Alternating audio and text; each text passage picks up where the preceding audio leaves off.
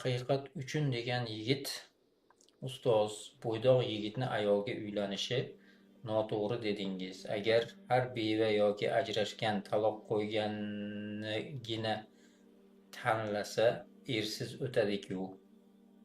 Muhimi iymon emasmi?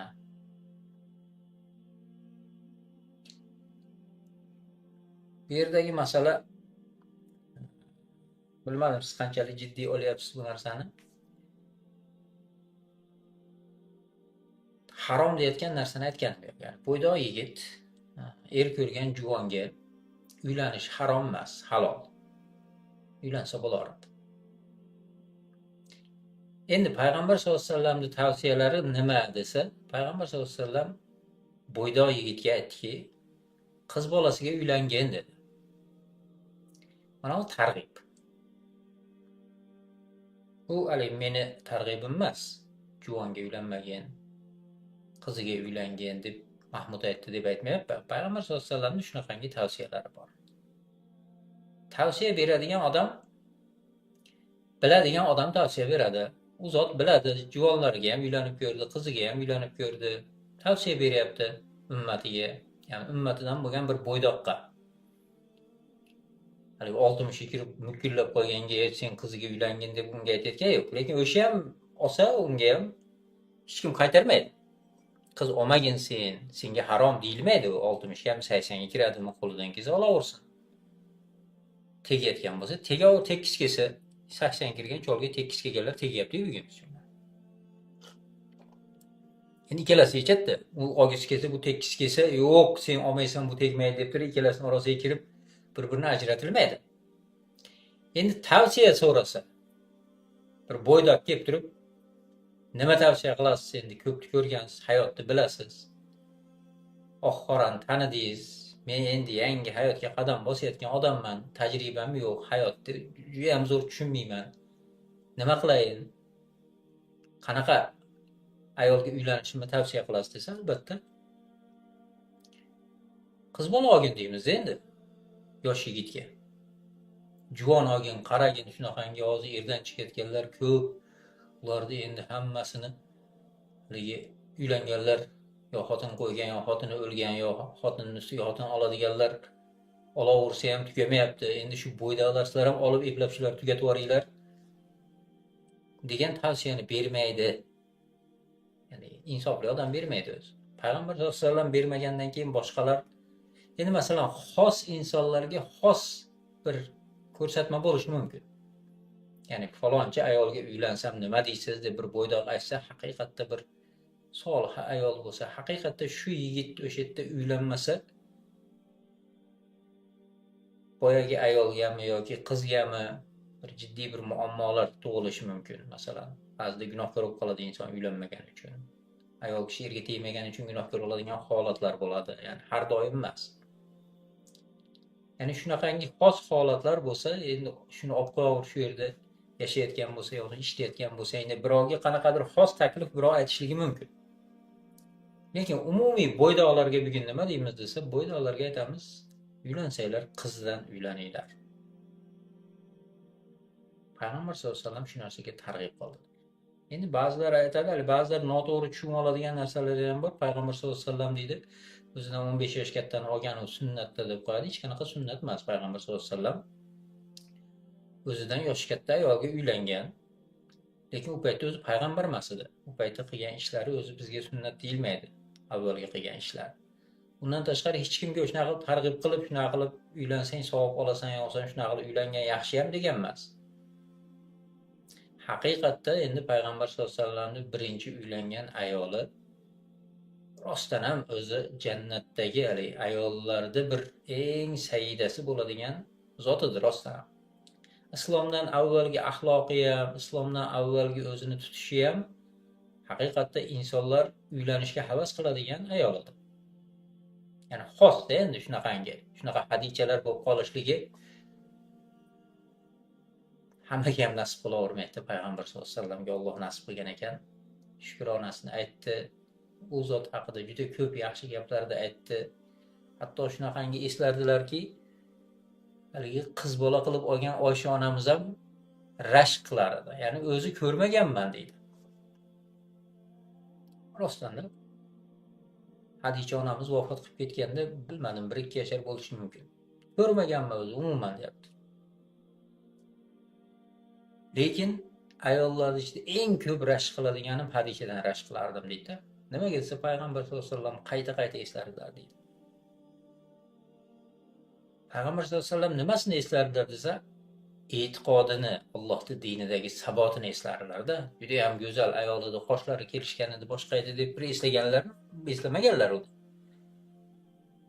O'sha Oysha onamizni rashk kelib, "Yo Rasululloh, Alloh sizga undan ko'ra yaxshirog'ini almashtirib berdi-yu" deydi. O'zini qasd qildi, ya'ni o'ziga o'xshagan yana yosh ayollari payg'ambar sollallohu alayhi vasallam ko'p bo'lgan. Ko'pchiligini o'sha 14, 18, shunaqangi 17 yoshida olgan, bir 4-5 ta ayoli bor payg'ambar sollallohu. Qolganlari endi yosh kattaroq ayollar, 30-40 ga kirgan ayollar. Ya'ni yosh o'shanaqangi erga tekkan yosh qizlarni nazarda tutdimi Oysha onamiz ham o'rniga almashtirib berdi-yu, "Yo Rasululloh, sizga Hadichani eslavurasizda, deb uni o'rniga yaxshirog'ini almashtirib berdi-yu" deganda payg'ambar sollallohu alayhi vasallam "Yo'q" dedi. "Alloh menga Hadichaga o'xshaganini almashtirib bermadi" dedi. Demak, gap chiroy boshi haqida ketmayapti, payg'ambar sollallohu alayhi vasallam ta'kidlab qo'yapti. Alloh Hadichaga o'xshaganini almashtirib bermadi. Odamlar mendan yuz o'girgan mahalda u meni yonimda sabot bilan turdi. Odamlar menga qarshi chiqqan mahalda u meni qo'llab-quvvatladi. Ya'ni shunaqa kunlar bo'lganda payg'ambar sollallohu alayhi vasallamning boshida juda ham og'ir kunlar bo'lgan. Boya risolat kinosini qo'ygan edim.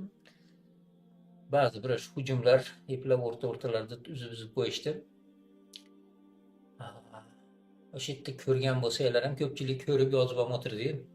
Payg'ambar sollallohu alayhi vasallamni siyratlarini o'qigan odamlar biladi, hayotida juda og'ir kunlar bo'lgan. Ya'ni hech bir insonni boshiga tushmagan kunlar bo'lgan. Payg'ambar sollallohu alayhi vasallamga berilgan sinovlar biz boshqa odamlarga unaqa sinov berilgan emas. Bugun dotvoy qilishadi-yu. Payg'ambar alayhissalomga berilgan narsa bo'lmagan. U zotga shunaqa ustma-ust sinovlarni Alloh taolo berib, shunaqangi pishitib yetkizdi. O'sha boshiga eng og'ir sinovlar tushayotgan mahalida yonida o'sha Hadicha onamiz bor edi. Shunaqa sinovlarda ham sabot bilan turdi. Ya'ni juda ko'pchilik bor. Ozgina sinov tushsa, xotinlar haligi boshqa yer istab qoladi-da. Yo bo'lmasam kallam bo'lsa shunga tegarmidim meni, boshim g'avodan chiqmayapti deb. Shunaqangi har xil o'ylar kelib qoladi, yo bo'lmasam har xil qiliqlari chiqib qoladi. Boshqasi bo'ladi. Sabot bilan turib beradigan kam bo'ladi o'zi. Ya'ni omon-omon bo'lgan zamonda haligi deb qo'l ushlashib, baqirishib, qiyqirishib, o'ynab yuradigan paytda hamma yonida bo'ladi u. Aslida o'yin kulgi qilib, puli bor, husni bor, hamma narsasi bor. Shunaqa mahalda xotinlar yonidan ajralmaydi. Lekin hali musibatli kunlarida ancha-muncha xotin yonida turmaydi. Bo'lib ham Rasululloh sollallohu alayhi vasallamga o'xshab usma-us shunaqangi bir qiyinchiliklar bo'lgan mahalda ancha-muncha xotin yonida turmaydi.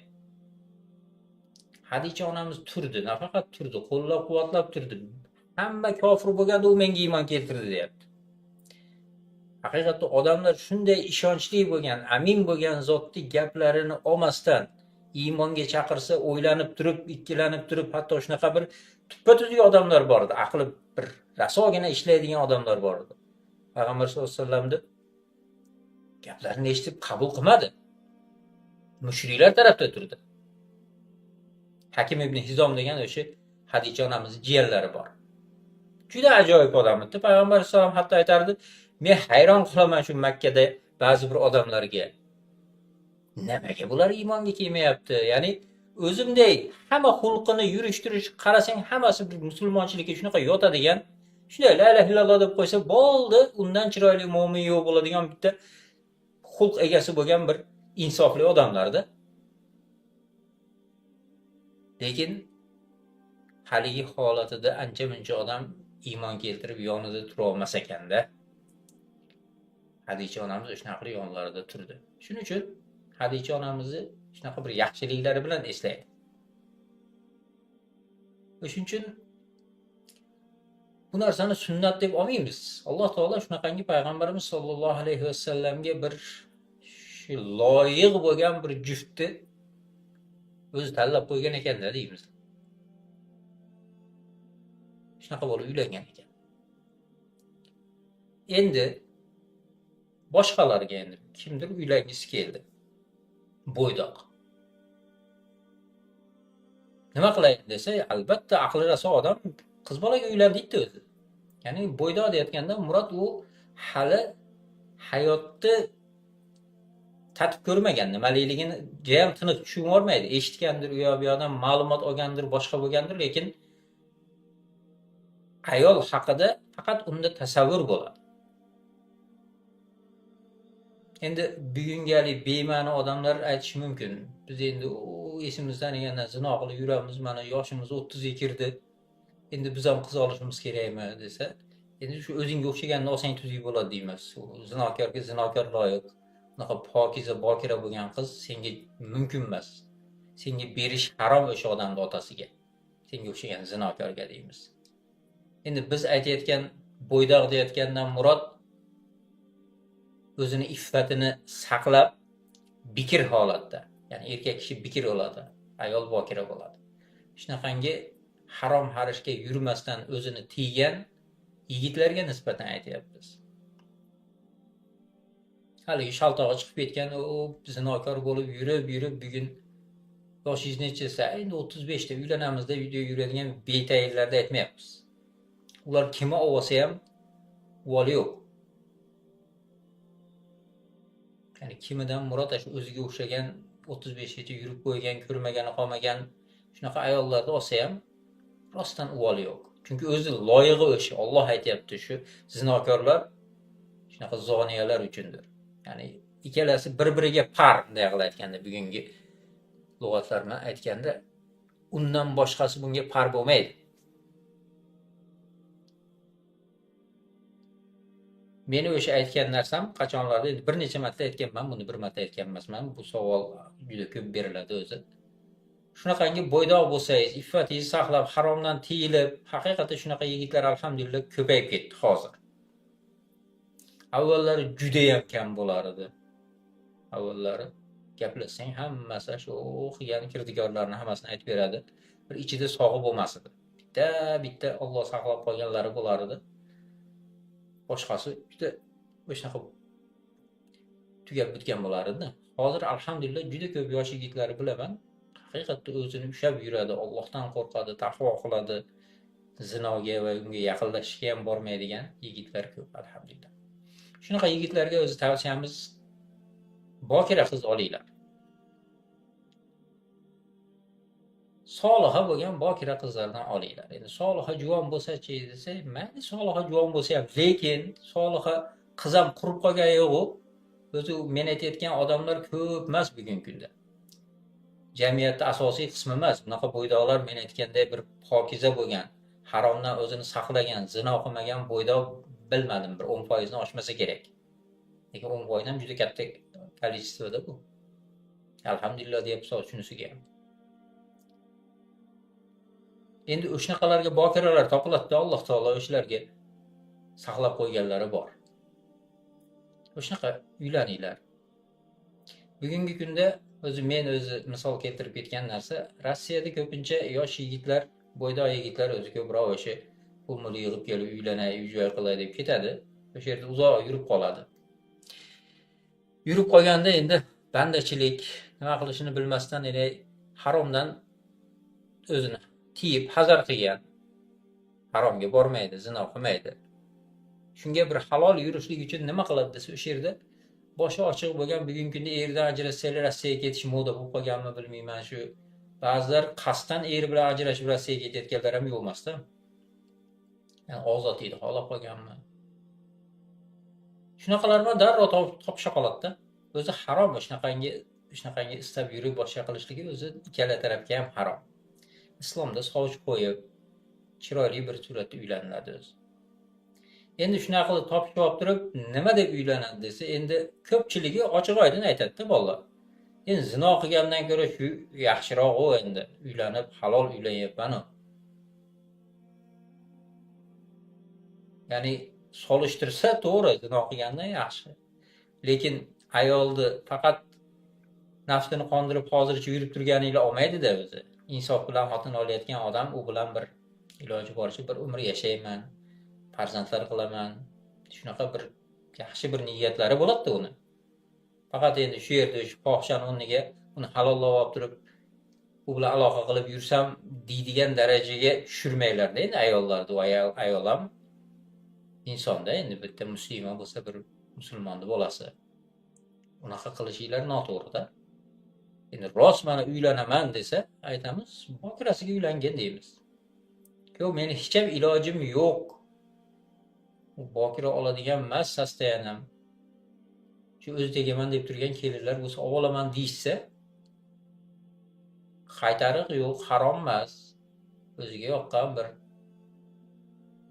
ko'ngli undan xotirjam bo'ladigan bir iymon e'tiqodli ayollar bo'lsa, uylanishligi joiz. Lekin o'shanda ham aytamiz, iloji boricha qizni olganingda yaxshi bo'lardi. Chunki qiz ham bor-da bugungi kunda. O'shanaqangi haromdan tiyilib o'sha bir zino qilib qo'ymay deb yuradigan bolalarga loyiq qizlar ko'p-da o'zi. O'shanaqa qizlarni qayoqdagi narkomanlarga, qayoqdagi bir xudo bexabarlarga, yoki ko'r muridlarga bir balo noinsoflarga berib yuborilyapti-da. Nima desa baribir qiz bo'yi yetgandan keyin kimgadir berish kerak. Undan bundan keladi bir tuppa-tuzuk bolalarni qaraydi, yo'q. Keyin shu hech bo'lmasa la ilaha illalloh deydiganini deb turib bir qayoqdagi bir betamizlarga ham berib yuboryapti-da. Shuning uchun haqiqatdan haromdan hazar qiladigan darajada taqvo qiladigan yigitlar bo'lsa, inshaalloh bir qizimni shunaqa yigitga beraman degan yaxshi mo'min insonlar alhamdulillah ko'p. O'shanaqasini olinglar o'zinglardan, o'zinglarga yarasha. Endi haligi hayot yashab qo'ygan ayol baribir u boshqa bo'ladi-da.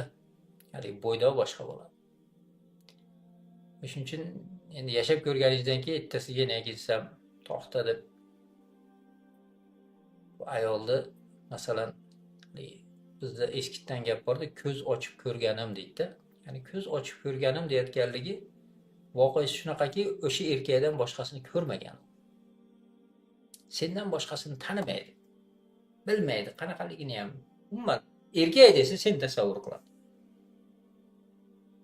O'shanaqa ayol bilan yashab maza qilishganda, o'lgunicha 80-90 kirib ketgunicha yashayverishganda, haligi xotin ham qarasa, shundan boshqasi yo'q, o'sha bitta er. Meni erimdan zo'r narsa bo'lmasa kerak dunyoda deb shunaqangi bir baxtiyor yashashganda, bugun nimaga qo'ydi chiqdilar juda ham ko'payib ketib qolyapti desa, shunaqa solishtirishlar, haligi taroziga solib ko'rishlar ko'payib ketyapti. Uni bittasini u yeri o'xshamasa, ikkinchisini bu yeri, unaqa idealni odam bo'lmaydi-da o'zi.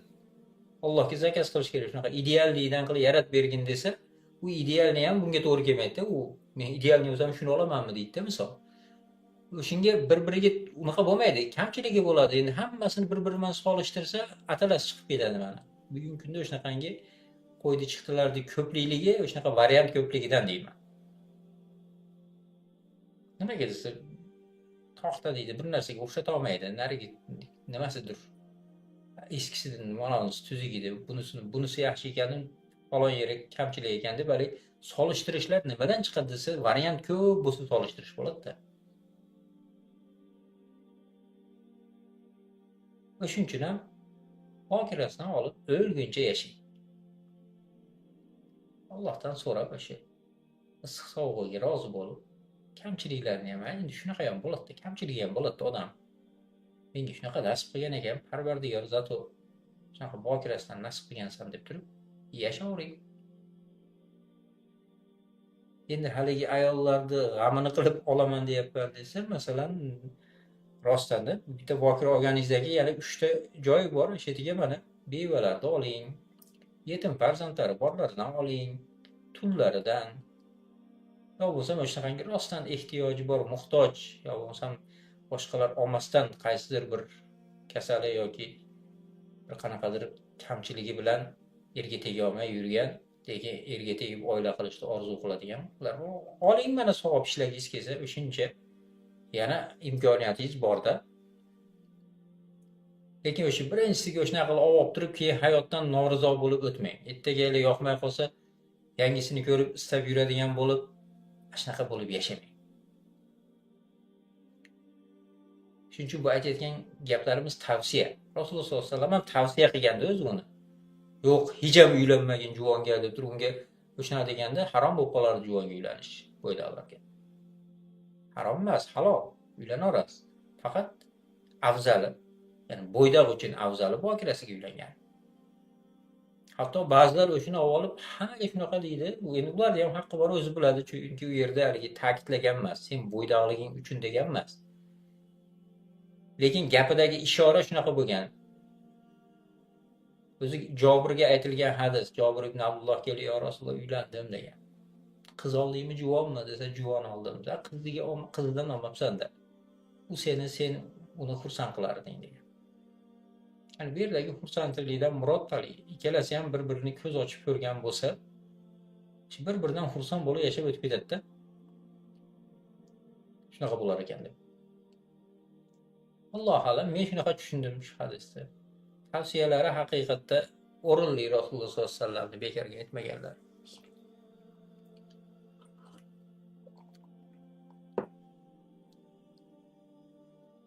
Uylangiz kelsa bemalol juvon ham olaverasiz. Lekin shu hali bugun yomon bir tendensiya bo'lib qolyapti-da.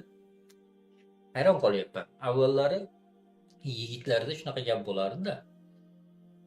Ya'ni mabodo shunaqa bir uylanishga, kambag'alligida yo shunaqa bir qo'lini kaltaligidan, imkoniyatlarini torligidan uylana olmayotgan bo'lsa, falon yerda kelin bor, shu bir oy yurib ajrashib ketgan, o'xshamay qolgan, boshqa bo'lgan, shuni olib qo'ya olmaysanmi desa, yo'q, kelin olmayman, qiz olaman deydigan.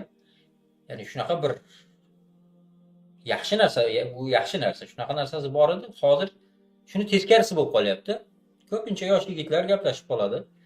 Aka, bir solih qizlardan bo'lsa, bir dalolat qilib qo'ysangiz yaxshi bo'ladi, uylanaman deydi-da. Qanaqa bo'lish kerak desam, kelin bo'lsa ham bo'laveradi deydi-da. Ya'ni hali bo'ydoq o'zi uylanmagan. Hali u anaqa qilishdan avval u boshidan taklif shunaqa bo'lyapti.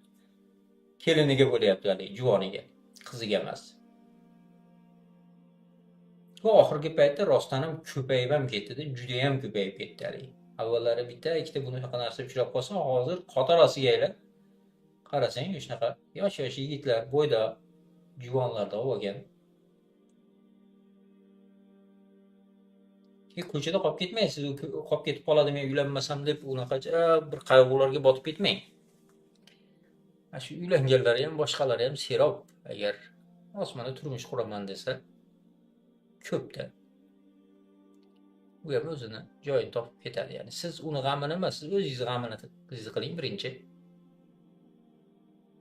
Keyin shu uylanib olganingizdan keyin siz ham o'shanaqangi savob umidida qilaverasiz. Juvonlardan olaverasiz, ikkita, uchta qilib.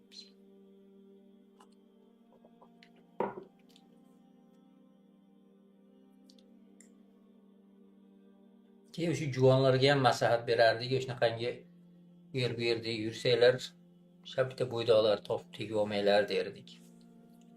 Chunki tepada aytgandek, ko'pchilik bo'ydoqlar shu zinodan saqlanib yurish uchun shu yerda nikoh olib olayin degan tushunchalar bo'ladi. Juda ko'pchilik, meni o'zimga bilmayman, bir 50 ta 100 ta shunaqangi muammo bilan chiqib, nima maslahat berasiz, nima qilsam degan narsalarni aytishgan. Nima bo'ldi desa, Rossiyada yurib shu bir yigitga tekkan edim. Uyga qaytib borsa, ota-onasi uylab qo'yibdi. Nima qilsin?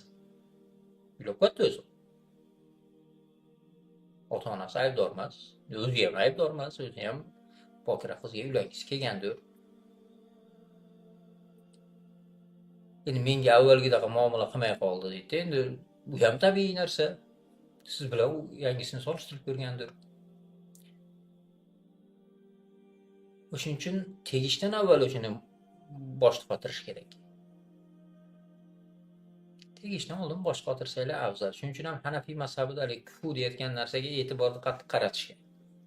Ya'ni tengi bo'lsa, tengi bo'lsa yaxshi.